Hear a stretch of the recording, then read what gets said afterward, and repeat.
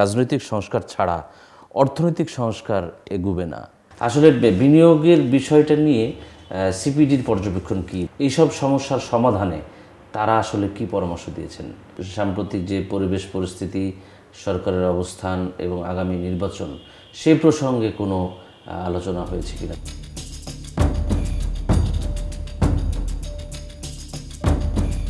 প্রিয় দর্শক, দৈনিক আমাদের সময়ের নিয়মিত আয়োজন হার্ড নিউজ অনুষ্ঠানে আমি আপনাদের সঙ্গে আছি মঈন বকুল, আর আমার সঙ্গে আজকে আমাদের স্টুডিওতে উপস্থিত হয়েছেন দৈনিক আমাদের সময়ের স্টাফ রিপোর্টার রেজাউল রেজা।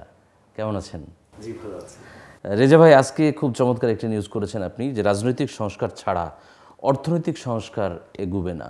খুবই গুরুত্বপূর্ণ বর্তমান সময় এবং পরিস্থিতির জন্যে, এবং এই পরামর্শ বা এই কথাটি বলেছে সিপিডি। আজকে ধানমন্ডিতে তাদের একটি কনফারেন্স ছিল, সেখানে তারা এই বিষয়গুলো নিয়ে আলোচনা করেছে। আসলে আপনার নিউজের মধ্যে কি আছে? জি, ধন্যবাদ।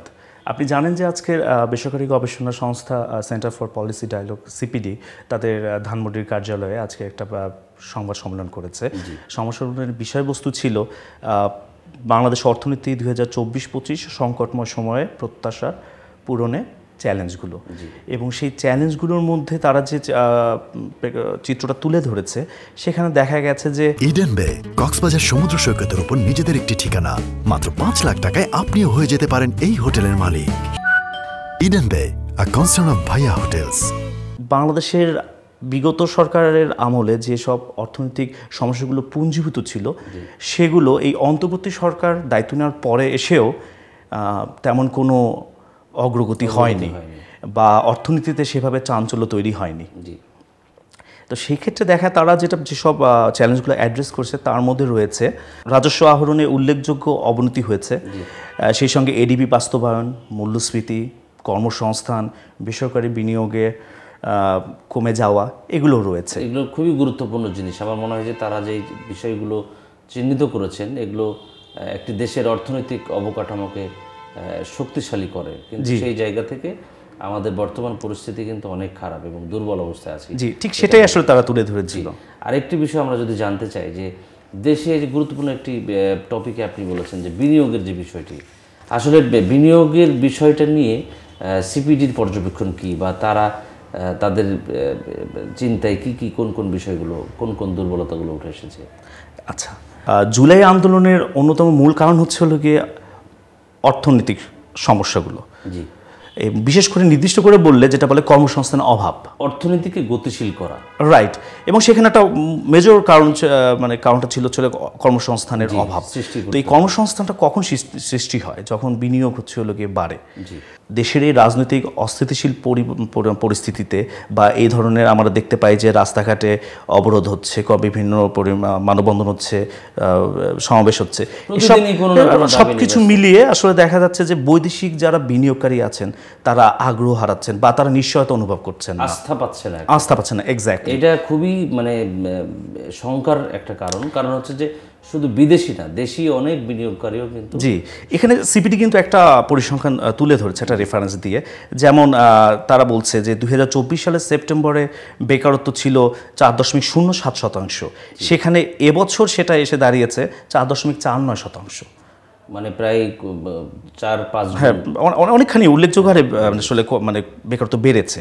এর পিছনে আসলে মূল কারণ হচ্ছে যে বিনিয়োগে যে আত্মবিশ্বাস পাচ্ছে না ব্যবসায়ীরা, সেটাই বলছিলাম। হ্যাঁ, আবার অপরদিকে তারা যেটা বলছে যে সরকারের অভ্যন্তরীণ উৎসের উপর নির্ভরতা বাড়ছে, যা অর্থনীতিতে সার্বিকভাবে নেতিবাচক প্রভাব ফেলছে। খুবই গুরুত্বপূর্ণ তথ্য এবং খুবই গুরুত্বপূর্ণ তথ্য সমৃদ্ধ একটি বিষয় তারা উপস্থাপন করেছে। আমার কাছে মনে হয় এই যে সমস্যাগুলো আপনি এতক্ষণ বলছিলেন, সমস্যাগুলো, এইসব সমস্যার সমাধানে তারা আসলে কি পরামর্শ দিয়েছেন? অন্তর্বর্তী সরকার দায়িত্ব নেওয়ার পর যেটা আশা করা হয়েছিল যে এই গৃহীত সংস্কারগুলোর মাধ্যমে অর্থনীতিতে কিছুটা চাঞ্চল্য ফিরবে এবং উন্নতি দেখা যাবে, কিন্তু সেখানে আসলে সিপিডি বলছে যে খুব বেশি একটা উন্নতি দেখা যায়নি। যদিও প্রধান উপদেষ্টার প্রেস সচিব উনি একটা প্রোগ্রামে বলেছেন যে এই 6 মাসে, চলতি অর্থ বছরের 6 মাসে বেশ অনেকটাই অগ্রগতি করেছে অর্থনীতির। মানে অভূতপূর্ব সাফল্য, আমার মনে হয় যে কথাটা এরকম কি? আচ্ছা, আমি ঠিক আছে সঠিক সেটা বলতে পারি না, তবে হ্যাঁ উনি যেটা বলেছেন যে হ্যাঁ অগ্রগতি করেছে, তার মধ্যে তিনি মেনশনও করেছেন যে শেয়ার বাজারে বিষয়টা উনি উল্লেখ করেছেন, রপ্তানি বেড়েছে বলছেন, চট্টগ্রাম বন্দরের গতি ফিরেছে, সব নানাবিধ এবং বিনিয়োগের কথাও উল্লেখ করেছেন, তুলে ধরেছেন। হ্যাঁ।